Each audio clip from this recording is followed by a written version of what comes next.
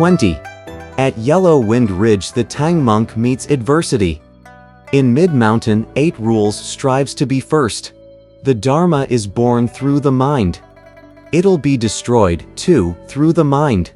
By whom it is destroyed or born? That you must determine yourself. If it is through your own mind. Why do others need to tell you? All that you need is your hard work. To draw blood out of iron ore. Let a silk cord puncture your nose.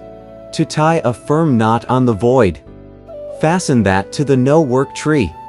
That you'd not be vicious and wild.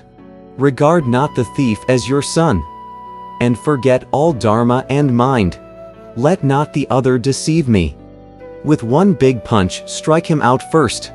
The manifest minds also know mind. Manifest law is law that's stopped. When both bull and man disappear. The jade green sky is bright and clear.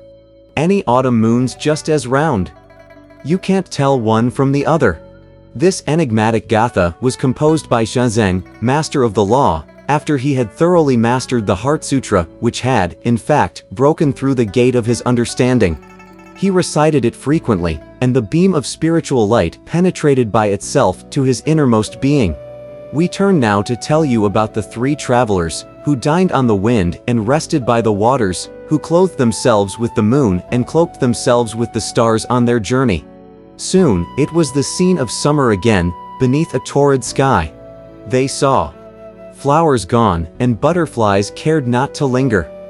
On tall trees the cicada chirp turned brazen. Wild worms made their cocoons, fair pomegranates their fire. As new lilies in the ponds appeared. As they were traveling one day, it was growing late again when they saw a hamlet beside the mountain road. "Wukong?" said Tripitaka. "Look at that sun setting behind the mountain, hiding its fiery orb, and the moon rising on the eastern sea, revealing an icy wheel. It's a good thing that a family lives by the road up there. Let us ask for lodging for the night and proceed tomorrow." "You are right," said 8 Rules. "Old Hog is rather hungry, too. Let's go and beg for some food at the house. Then I can regain my strength to pull the luggage." "This family-hugging devil," said Pilgrim. "You only left the family a few days ago, and you are already beginning to complain." "Elder brother," said 8 Rules. "I'm not like you, I can't imbibe the wind and exhale the mist. Since I began following our master a few days ago, I've been half hungry all the time. Did you know that?" Hearing this, Tripitaka said, "Wuneng, if your heart still clings to the family, you are not the kind of person who wants to leave it. You may as well turn back." Idiot was so taken aback that he fell on his knees and said, "Master, please do not listen to the words of elder brother. He loves to put blame on others. I haven't made any complaint, but he said that I was complaining. I'm only an honest moron, who said that I was hungry so that we could find some household to beg for food.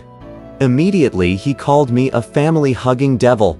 Master, I received the commandments from the Bodhisattva and mercy from you, and that was why I was determined to serve you and go to the western heaven. I vow that I have no regrets.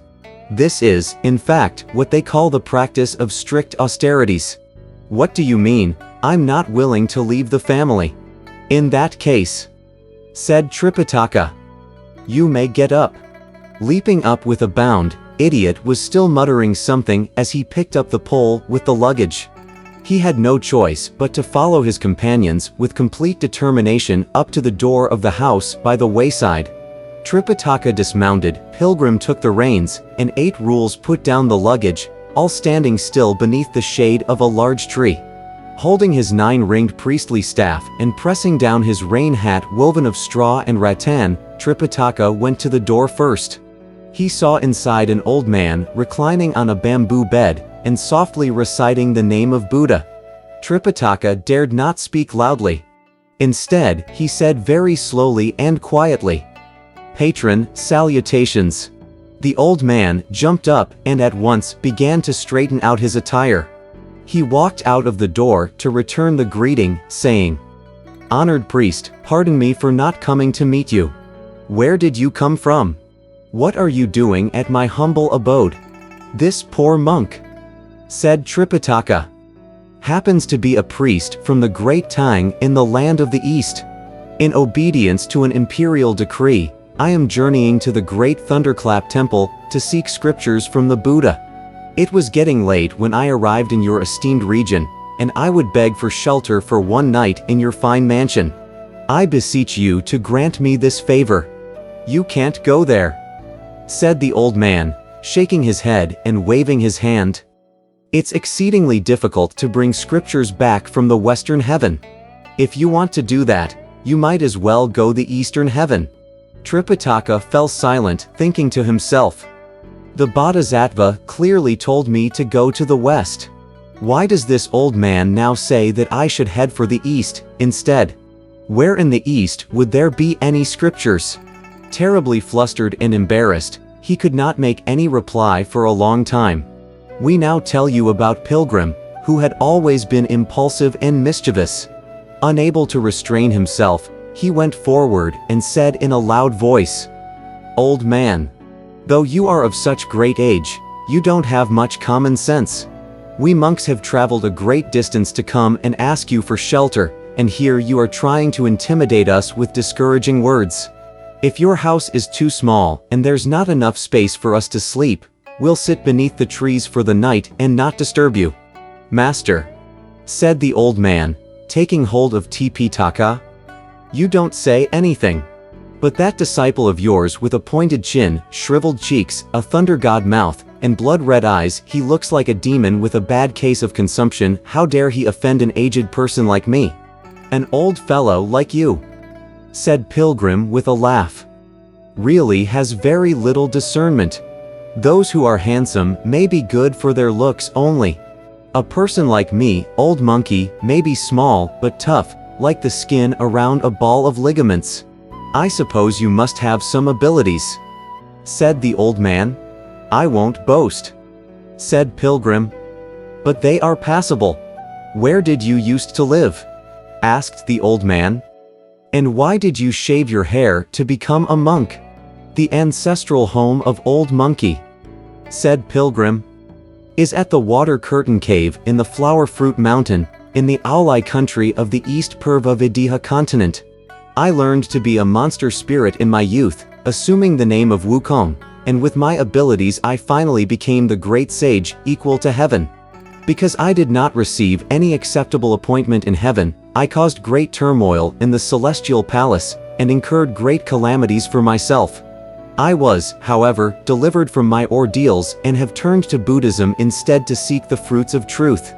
As a guardian of my master, who is in the service of the Tang court, I am journeying to the Western heaven to worship Buddha. Why should I fear tall mountains, treacherous roads, wide waters, and wild waves?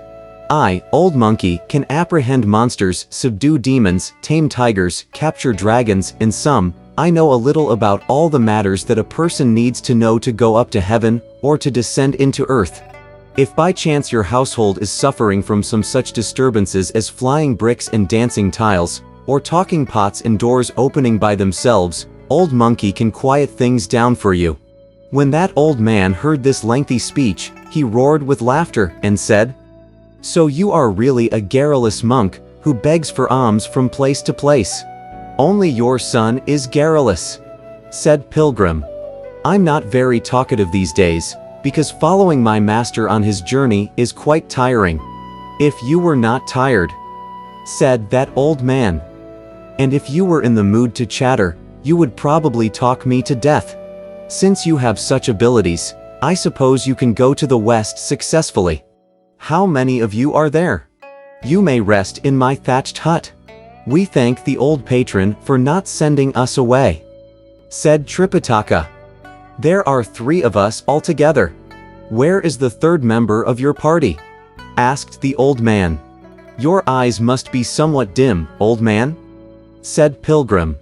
Isn't he over there standing in the shade? The old man did indeed have poor sight. He raised his head and stared intently.